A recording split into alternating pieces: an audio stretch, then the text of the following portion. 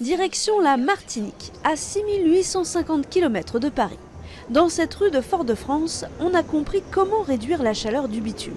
Tout simplement en y ajoutant des couleurs au sol.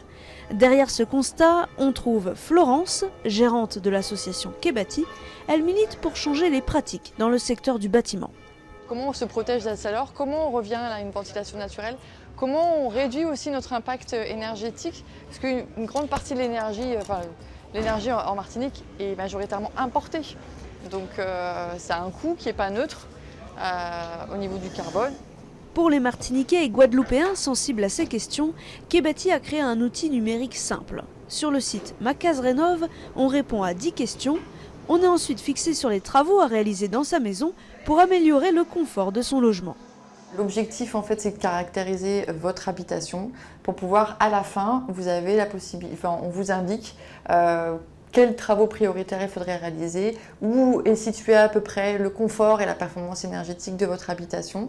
Voilà, on vous donne des conseils. L'association encourage les différentes initiatives dans le bâtiment durable.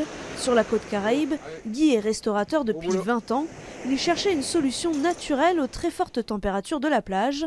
Il a donc déboursé 85 000 € pour ce carbet végétal, un investissement qui lui permet de garder ses clients au frais.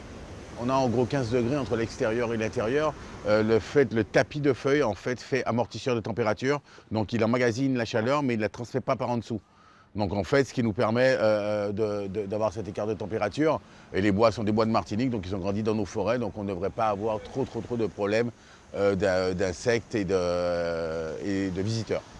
Autre exemple de bâtiment durable en Martinique, le lycée Victor Schellcher de Fort-de-France. Des panneaux photovoltaïques ont été installés sur le toit. Côté cours, les élèves sont complètement protégés du soleil grâce à ces simples auvents colorés.